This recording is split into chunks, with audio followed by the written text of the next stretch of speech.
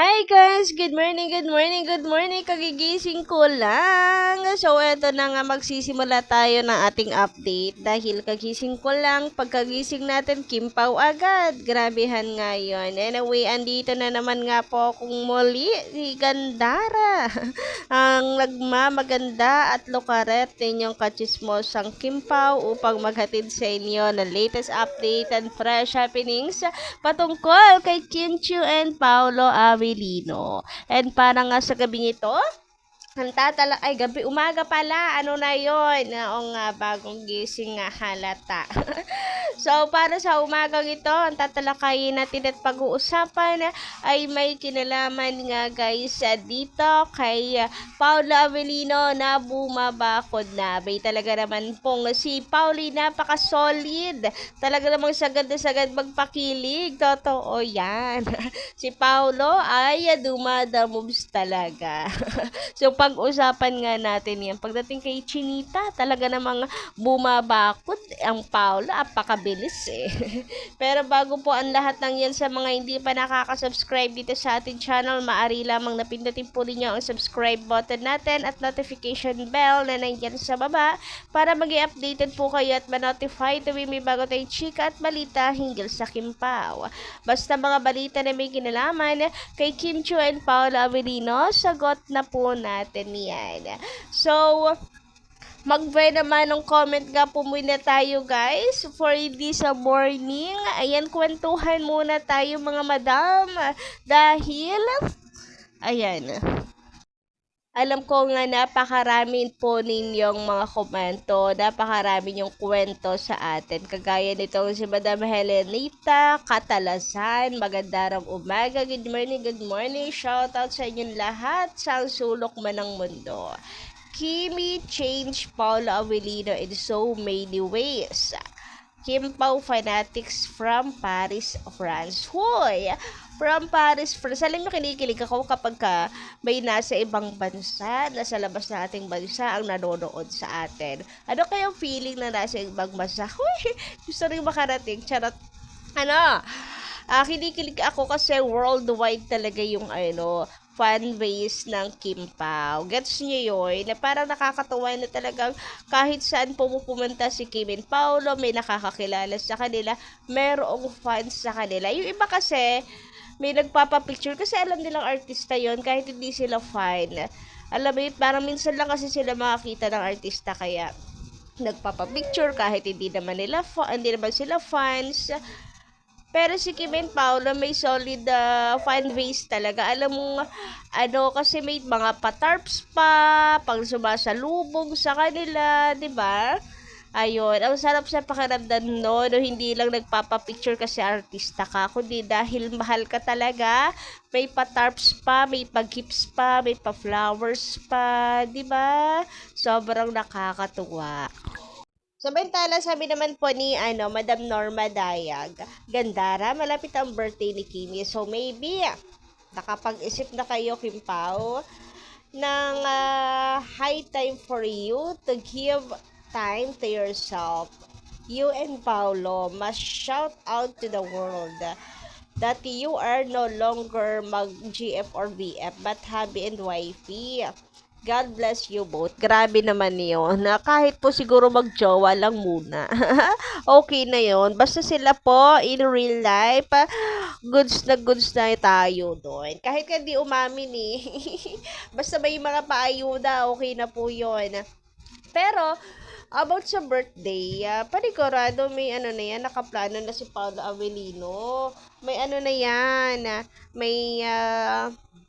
may mga pa-surprise na yan. Grabe, ang laki talaga pinagbago ni Paolo. Kapag may mga pa-efforts siyang ganyan, tapos may pa-surprise pang nilalaman, by in love talaga ang Paolo. Tinamaan ng matindi ganon. Parang nga, bagay kay Paolo yung theme song nila, yung theme song ng kanilang movie. Mukhang delikado na naman. Ayoko na magkanta na si Sira. Naku, ibigay na natin. Sa isip nyo, kantahin nyo na lang. Naku, baka masira yung eardrum nyo pag ako yung kumenta. Anyway, bagay na bagay sa kanila yan. Kasi mukhang delikado na naman si Paolo. Delikado si Paolo Avellino, yung puso niya, abay, tumitibok ng mabilis ang sinisigaw ay Kim Chiu Kim Soo Hyap Chu, diba? Anyway, sabi naman dito ni Madam Alice Amantak, sabi po, wala daw po langaw, pero langgam daw po. Ang dami sa kaswitan ng Kim Pao. Yes!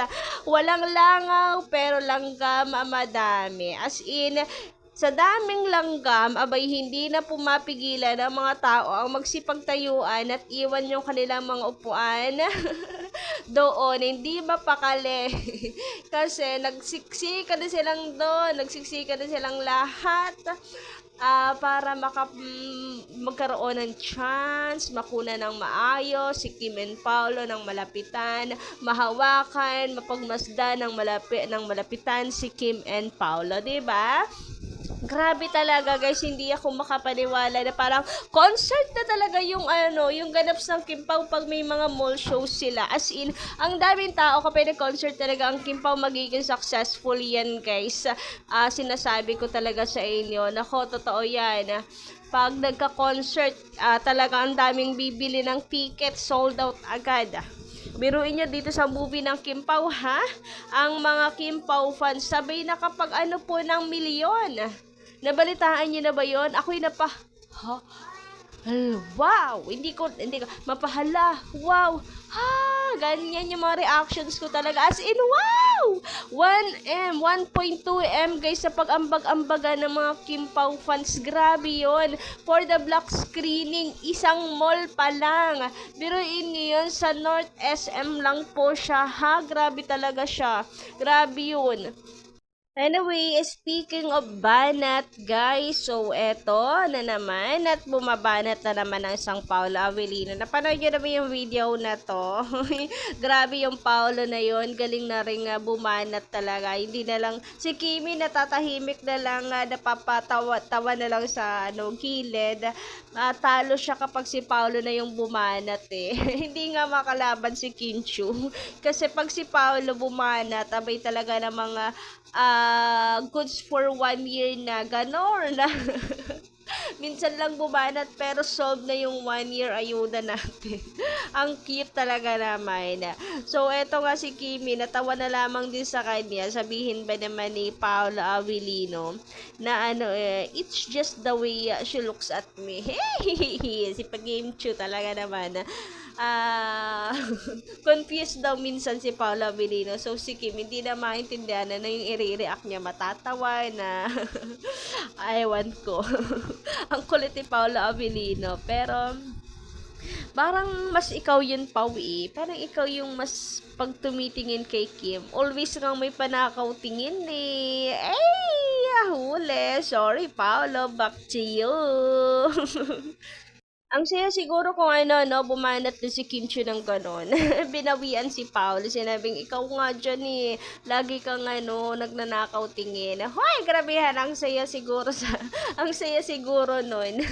Oo, kasi kahit, even before, diba? Before pa, alam naman natin na gusto talaga niya si Kim. Lagi siyang may panakaw tingin. Ang dami pong mga stolen shot ng Kim Pao ni Paolo na nakatingin siya kay Kim Chiu. Always, yung mga mata niya na kay Kim lang talaga. Parang lagi siyang na-starstruck dito. Then, the same time,